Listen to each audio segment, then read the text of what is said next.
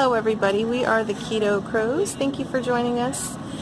This is a very special occasion because we are at the very famous Walmart. And we are one of the people of Walmart. We are the people of Walmart. Yep. So we're going to have Bill explain a little bit about the oils here, and I will pass the mic to him. All right. Well, thank you. Just put on your shirt. Thank you, Diana. I appreciate that. And one of my favorite topics about the ketogenic diet is to talk about oils and fats.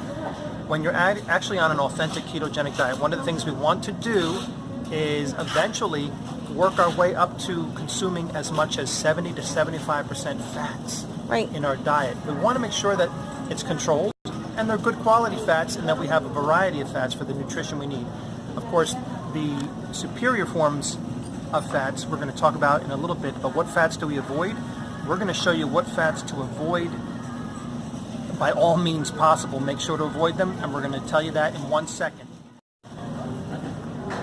Okay guys, so we're going to talk about what oils to avoid at all costs because they're very bad for you, and a lot of times there's misunderstanding about it. You don't have to take my word for it. Do your own intensive research with multiple resources. Google, whatever you want to do. Okay, Crisco, they say now you're cooking with Crisco. Well, guess what? If you want to do healthy keto, now you're not. If you're going to be potentially going up to 75% fats as your macros in your diet, you want to use healthy fats. Crisco is not one. Vegetable oil is not one. That's stuff made from leftover garbage that's spoiled and pressed. Canola oil, a big lie when they say that's good stuff, bad stuff. Avoid it. Okay. Corn oil, bad stuff. Avoid it. There's all kinds of explanations, but we're not going to get into that because we don't want to bore you to death. Is that why it's so cheap, Billy? Of course. Corn oil is super cheap because they take GMO crops of corn that were not good, and they just that were partially spoiled, maybe in some type of storage bin, and they just compress them into oil. So, what kind of oils are good? We're going to tell you that in 1 second, and I can't wait to get to it. 3. All right, so again, we're back to this aisle with the oils. We're going to talk about what oils are superior and healthy for you and for the keto diet. Do your own research. Number 1, organic extra virgin coconut oil is extremely good to use. It has MCTs in it that will help you get into ketosis. Very healthy stuff. It can also kill off microbes that are in your gut or in your body. Avocado oil, very superior as well for cooking, stir frying, a great replacement if you're tired of olive oil. Yes, extra virgin olive oil that is from one source and is high quality is good to use, but this actually you would choose first over that.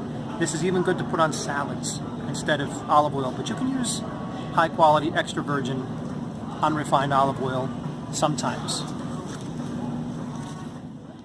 5. All right guys, let's talk about olive oil. Guess what? Olive oil, they're not all the same. There is such a thing as watered down, horrific olive oil that has come from multiple sources. They just took a bunch of bad olives, mixed it in with something else that's cheap. But this is the kind of olive oil that you want to use. It's best to eat raw, and not necessarily always to cook with, because the smoke point of avocado oil is even better. You can do more frying and more boiling with avocado oil before it burns. This burns, and once it burns, it's no longer good for you. So you don't want to burn this. It's better to actually eat this raw. And look, what kind of oil like is salads and stuff? Yeah, so this is unfiltered, extra virgin olive oil, first cold pressed. And you want it to come from one source, one place only, which means it's good stuff and it's the real deal. And it wasn't just garbage crops that were all compiled together to make cheap oils. So this is the kind of oil that you would want to get and use that on your food. It's great for salads, anything. And anything that you need to cook but not necessarily burn, this would be it. 6. All right guys, we're on to talking about what other fats are good. Because like I said, we're going to be eventually working our way up to 75% fat in the diet when we're taking a look at the macro profile. Pure tallow. Believe it or not, you can't get this in many places, but guess what? Walmart actually has it. This is organic beef tallow. This is the fat that comes out of beef. And yes, you don't want lard that is not organic, that would be bad for you. This is basically organic, high-quality lard that has not been burnt or processed. You cook with this, it's a great animal fat that will help raise your ketones, get you burning fat. MCT oils, medium chain triglycerides. It's pulled out of coconut oil primarily, and you will not gain weight. This is immediately converted by your liver into energy and can help you burn fat and also help kill bad microbes off in your gut. Very good stuff. All right, guys, what I have right now is the cheaper, very low grade olive oil. Okay, we got something here called light tasting olive oil. What does that mean? How is it light tasting? Well, it's simply because it's over processed, over refined, and guess what? I mean, there's no particles, no nothing. It's just fully refined, which means it's been passed through the factories so many times. And guess what? They took all the garbage olives from multiple countries and brought them to a factory to create oil. And these are all like basically spoiled olives and stuff like that. It's not like the one that I just showed you before, which is the right one. This is the wrong one. So be aware of any oils that have tons of locations where they're getting their product from. That usually means it's just leftover garbage that they collect and use it to make these oils. And that's why they're cheaper, right? And that's why they're cheaper, of course. Or sometimes not. You can get ripped off too. So keep that in mind. All right, guys. First of all, we want to know what the best type of fat to use on the keto diet and with the most abundance. This type of animal fat, right here, the gold standard, Kerrygold butter. It's grass-fed. It's from Ireland. It's basically organic. Best stuff you can get. It's delicious. Has a golden color. Now, if you can't and you want to, pretty much use a lot of this as you're working your fat calories up and up and up to get the good fats. So this is primary. Of course, if you can't get Kerrygold or if it's too expensive, you can always use the organic butter, but they're not grass-fed. So the problem is it's not going to have as many nutrients and omega-3s in it. So we have to try to choose this one first. Grass-fed is always best. Grass-fed and organic, even better. Alright guys, we just told you what type of butter to use. We're going to tell you what type of butter not to use. Very bad stuff. I can't believe it's not butter. Well, guess what? That's because it is made from leftover garbage crops. The first ingredient is soybean oil.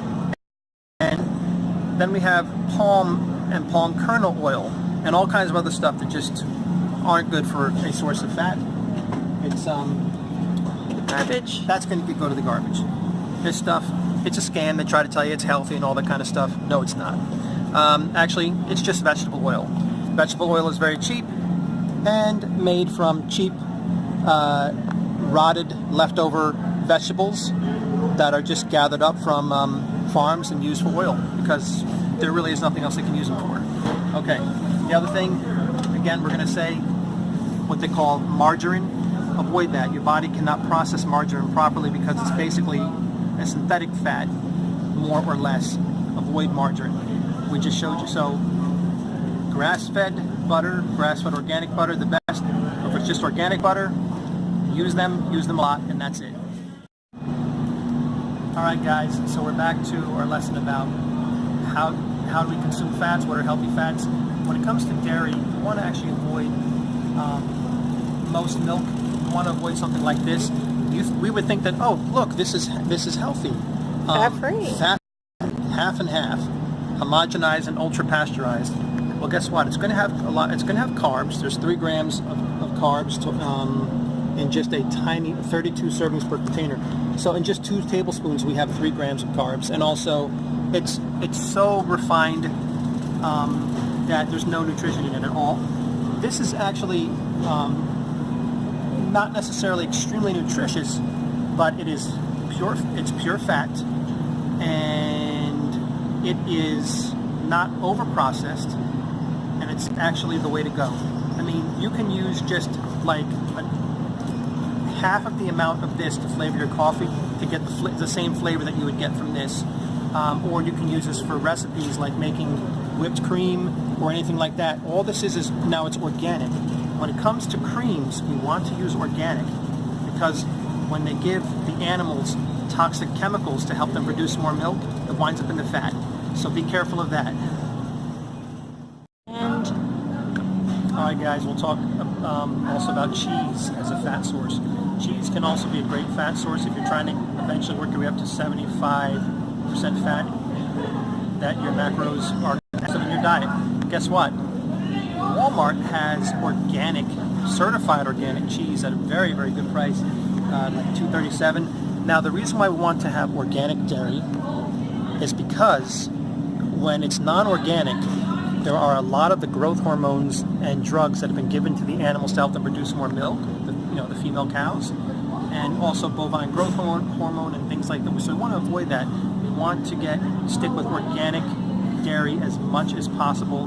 And actually, it's not going to be that expensive because we're going to be limiting dairy. So let's keep that in mind. And this is a way to have, in small amounts, moderation, to get a little bit of extra fat and something yummy. So that's also one way to go. Alright guys, our last thing to show you for this lesson on fats. Yogurt can be a good fat source. Unfortunately, yogurt is very high in carbs, especially when it's been processed and it hasn't been through the fermentation process. But yogurt is good because it does have the probiotics. Now, again, for dairy only organic, this would be the best yogurt that I could find. It's plain, has no sugar added, organic Greek yogurt. Okay, that would be the best way to go, but if you had to have yogurt, but remember, you've got to limit yogurt because it's high in carbs and it's got to be organic, and always look to make sure there's no sugar added. Add your own sweetener with the yogurt and have very, very, very little in each serving because of the carbs. So this way you get the fat, you get the protein, and something extra to make your diet less boring, but just make sure to approach it in this way that I've just described. So good luck, and I hope that this quick and basic lesson right here at the local Walmart has been helpful. Thanks for joining us, and take care, and God bless. please like, share.